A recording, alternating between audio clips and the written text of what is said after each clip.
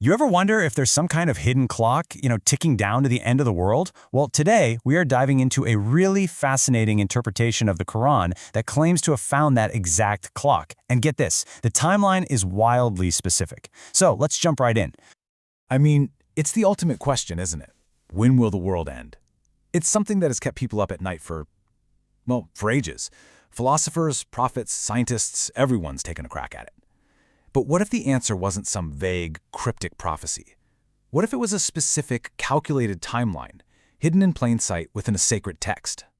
So, the interpretation we're looking at today, it makes a really bold claim. It says that the scripture itself gives us all the keys we need to actually calculate the world's final chapter. But to even begin to understand it, the whole argument really hangs on a few key definitions. Okay, so to unlock this whole calculation, the first thing we have to do is get our heads around a really critical distinction the author makes. See, they argue that most of us mix up two completely different ideas, the last day and the hour. And according to this interpretation, they are not, I repeat, not the same thing. And this isn't just some minor point of theology. The scripture is super clear. Believing in the last day is a cornerstone of faith. If you don't believe in it, you've gone far astray. So the stakes are high, right? This is a core concept. But what exactly is this last day? At least according to this very specific line of thought. Okay, so here's the big idea, the key difference. Think of the last day not as a 24-hour period, but as a vast stretch of time, specifically the final 1,000 years of all existence. Its timing, the author says, can be figured out. The hour, on the other hand, is just a single unknown moment, the moment of resurrection, that happens sometime within that final 1,000-year block. And this is where the linguistic detective work comes in, and it's pretty clever. The author points to this one verse. It says, "I almost conceal it." Now, that word almost is everything to this argument. The thinking is, if God almost concealed it, that means he didn't fully conceal it. So while the exact moment of the hour is hidden, the 1,000-year window it falls into, the last day, was left for us to find. All right, so we've established that the last day is actually 1,000 years long. This brings us to the next big piece of the puzzle. We have to throw out our everyday idea of what a day even is. To make any sense of this, you have to accept that on a divine, cosmic scale, a day isn't always 24 hours. First up, you've got the one we all know, the Earth Day.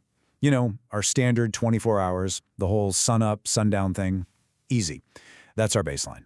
But think of this as just the tiny, ticking second hand on a much, much bigger cosmic clock. Okay, now we take a huge leap. Next, we have what's called the Lord's Day. The source gets this idea from verses that say something like, "A day with your Lord is like 1,000 years of what you count."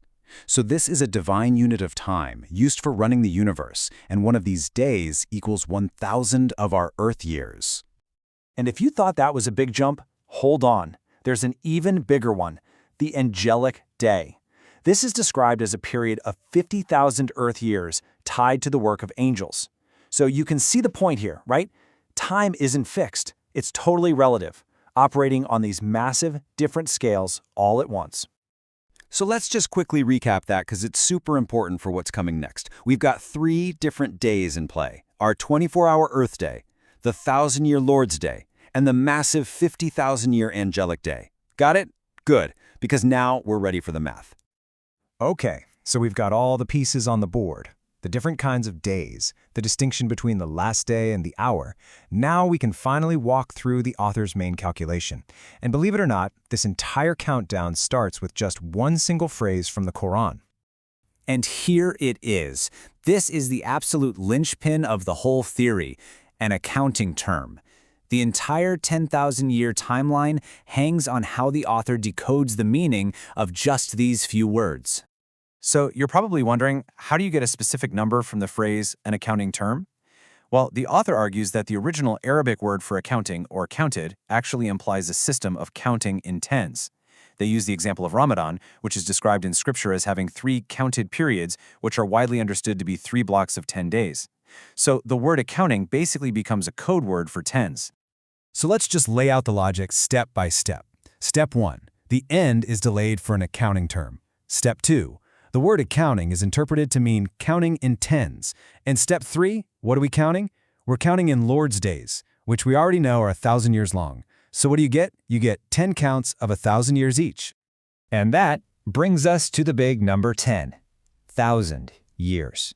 According to this interpretation, that's the total length of this final chapter of existence. And the clock started ticking the moment the Quran was revealed. This timeline is amazing because it's basically a "you are here" map for humanity, according to the author. Based on the Islamic calendar year when this was written, 1441, this is how far we are into that 10,000-year countdown. And look there at the end, that final 1,000-year chunk, that's it. That's the last day we talked about, the final window where the hour is set to arrive.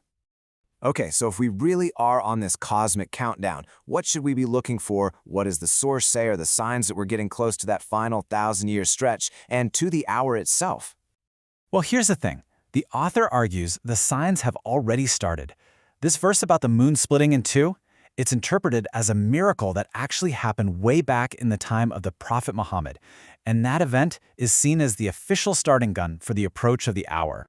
And there are definitely more signs to come, and they are pretty intense. The source talks about a creature that will actually come out of the earth and speak to people. It mentions a terrible, world-shaking convulsion and a state of fear so overwhelming that people will look like they're drunk, but it's pure terror, not alcohol. Yeah, these are the specific, dramatic events that are supposed to happen right before the hour. So in the end, look, whether you buy into this specific calculation or not, it kind of forces you to ask a really interesting question. The whole argument is built on the idea that our human concept of time, a day, is just one tiny little gear in a massive cosmic machine. And it really makes you wonder, doesn't it? If something as basic as a day can be so relative, so much bigger than we think, what else are we looking at through such a limited, human-sized lens?